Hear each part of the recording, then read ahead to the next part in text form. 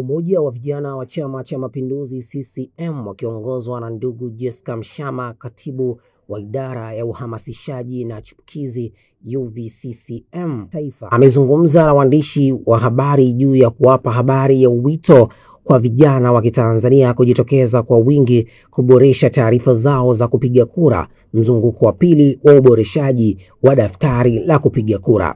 Lengo kubwa la kuwaiteni hapa ni kuzungumza na vijana wenzetu ambao wanatutazama, lakini kuzungumza na waandishi wa habari wa Tanzania kiujumla na wananchi wote, kutoa wito kwa vijana wa Kitanzania kujitokeza kwa wingi kuboresha taarifa zao katika daftari la kupiga kura kwa mzunguko wa pili. Wote tunafahamu mwaka huu tuna jambo kubwa la kulikamilisha: uchaguzi mkuu wa taifa, kuchagua viongozi ambao tunawaamini, viongozi ambao watatuongoza taifa letu. Kwa ni haki ya msingi ya kila kijana kujitokeza kupiga kura, lakini kabla ya kupiga kura kuboresha taarifa, kwa sababu tunafahamu vijana wengi wanahama makazi fulani kwenda makazi mengine, na ni lazima kuboresha taarifa zao ili waweze kupata haki yao ya msingi. Kwa mujibu wa taarifa iliyotangazwa rasmi ya Tume Huru ya Taifa ya Uchaguzi, mzunguko huu wa pili utaanzia tarehe 1 mwezi wa 5 mpaka tarehe 7 mwezi wa 5 katika mikoa 15 kama ifuatavyo.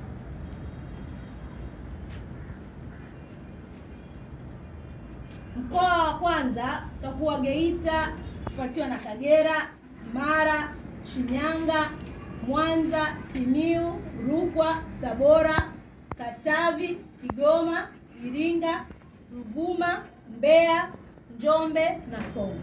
Huu ni mzunguko wa kwanza. Tarehe 1 mpaka tarehe 7 Mei, mzunguko wa pili, ni mikoa 16 ambayo ni Arusha, Manyara, Kilimanjaro, Tanga, Morogoro, Pwani, Singida, Dodoma, Dar es Salaam, Lindi, Mtwara, Mjini Magharibi, Kaskazini Unguja, Kusini Unguja, Kaskazini Pemba na Kusini Pemba. Tarehe 16 mpaka tarehe 22 Mei 2025 ni mzunguko wa 3 wa vituo vya magereza na vyuo vya mafunzo ambao 10 ni Zanzibar na vituo vya magereza 130 Tanzania bara. Tarehe 28 Juni mpaka tarehe 4 2025 katika awamu hii jumla ya vituo 7869 vitatumika katika Tanzania bara ambao ni vituo 7659 na Zanzibar vituo 210. Hii ni kwa mujibu wa taarifa ya mwenyekiti wa tume, Mheshimiwa Jaji wa Rufani Jacob Mwambegele, na matarajio hayo, kwa taarifa hii tunategemea vijana wengi kujitokeza na kuboresha taarifa zao. Kama nilivyosema hapo awali, uchaguzi huu utafanyika kwa haki, kwa demokrasia, na ni nafasi ya kijana wa Kitanzania kumchagua kiongozi ambaye anamhitaji. Lakini kwa nafasi hii ninayozungumza kama kiongozi wa jumuiya ya vijana, katibu wa idara ya uhamasishaji na chipukizi, tunao wagombea wetu. Mgombea wa nafasi ya urais, Mheshimiwa Rais Dr. Samia Suluhu Hassan pamoja na makamu wake. Muda ukifika, ninaamini kwamba vijana wengi watajitokeza. Lakini Kwa nini tujitokeze na tujisajili? Lazima tutambue kama vijana wa Kitanzania tuna utaratibu kama nchi kila baada ya miaka mitano kuchagua viongozi ambao tunawapenda, lakini viongozi wenye utayari kutumikia taifa letu la Tanzania. Hatuna sababu sisi kama jumuiya ya vijana kupinga uchaguzi. Tumejiandaa kikamilifu kushiriki kikamilifu uchaguzi huu na bila kuyumbishwa. Nia tunayo, ari tunayo, na nguvu tunazo, na tupo tayari kupiga kura na kujitokeza kama vijana kugombea nafasi mbalimbali. Ndugu zangu, tumewaita leo waandishi wa habari pia kuzungumza swala la amani la taifa letu.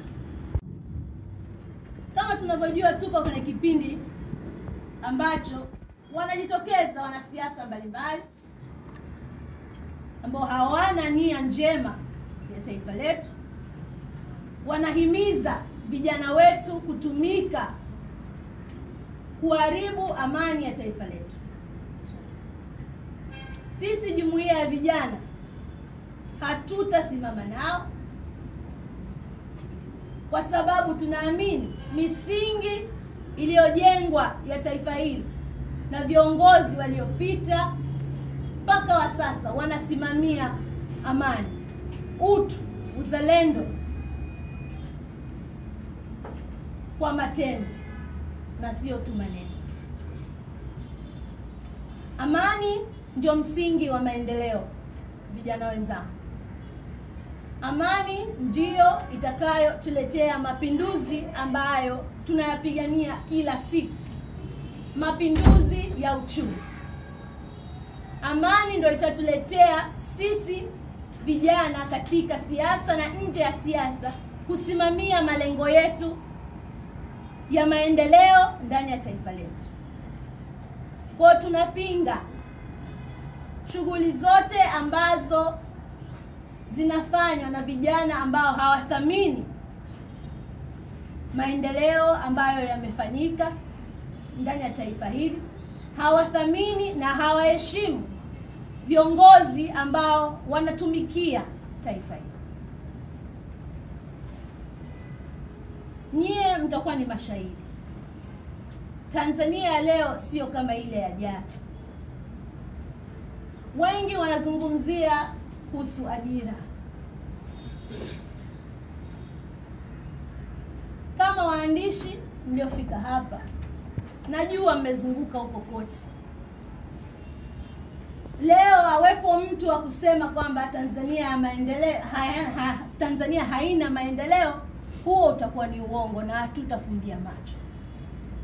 Tanzania hii kupitia miradi ya kimkakati imetengeneza ajira kama malengo yaliyowekwa, ajira zaidi ya milioni 8, ambao kimsingi serikali na taifa lilitegemea kuwa na ajira milioni 7, lakini imevuka yale malengo kupitia sekta za umma na binafsi. Na maanisha nini? Miradi ya kimkakati kama ujenzi wa reli ya kisasa SGR, tunayo ujenzi wa bomba la mafuta EACOP. Nyie waandishi ni mashahidi, mnazunguka mnaona maendeleo ambayo yamefanyika. Leo hii tusikie vijana wanasema kwamba Tanzania haina maendeleo, hatutakaa kimya. Miradi hii ya kimkakati imewezesha kutengeneza ajira zaidi ya milioni 8. Bwawa la kufua umeme la Mwalimu Julius Nyerere. Lakini mbali na hivyo, katika sekta ya afya na sekta ya elimu, shule zaidi ya 3000 zimejengwa hapa Tanzania. Lakini hatuwezi kusema tu tunajenga shule, tunajenga nani ambao wanatumikia? Ni wananchi ambao ni walimu, wanapata ajira. Leo hii madarasa zaidi ya 21,000 yamejengwa ili kupunguza msongamano wa wanafunzi ndani. Nyie ni mashahidi, mnazunguka mnaona miradi ya kimkakati hii. Lakini wanufaika ni sisi wa Tanzania. Wanufaika ni sisi vijana. Kwa nini tusiseme leo? Kwa nini tusiwe mashahidi wa kukemea uongo ambao unazushwa na wanasiasa katika kipindi hiki cha uchaguzi? Tunao mengi ya kusema na hatutasita kusema haya yote. Tunazungumzia siasa ya maendeleo ambayo kimsingi ndio siasa ambayo inahitajika katika kipindi hiki. Mwenyekiti wetu Dr. Samia Suluhu Hassan ambaye ni Rais wa Jamhuri ya Muungano wa Tanzania, kupitia mikopo ya halmashauri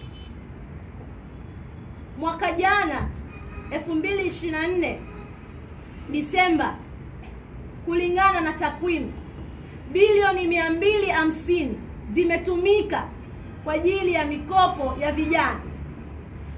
Hayo sio maendeleo?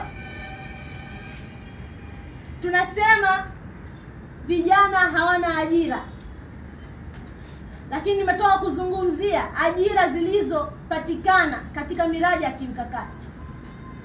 Lakini kupitia hii mikopo ya kiuchumi ambayo inatuwezesha sisi vijana, hayo ni maendeleo ambayo yamefanyika katika awamu hii.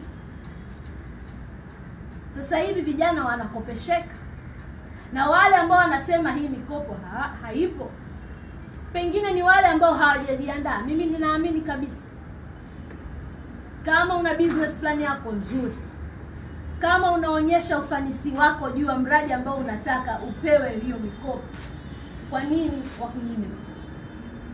Tunao shuhuda za vijana ambao wamepata hii mikopo, na ndio maana tunasema zaidi ya bilioni 250 zimetumika. Hayo ni maendeleo ya kiuchumi ambayo Mheshimiwa Rais Dr. Samia Suluhu Hassan anayafanya kupitia serikali ya Tanzania. Sisi tunasema kama jumuiya ya vijana, kiongozi wetu ametuletea matumaini. Kiongozi wetu Dr. Samia Suluhu Hassan ametuletea maendeleo na ameboresha maridhiano. Hii nchi, kuna kipindi wanasiasa wengine walikuwa nakimbia, lakini tangia Dr.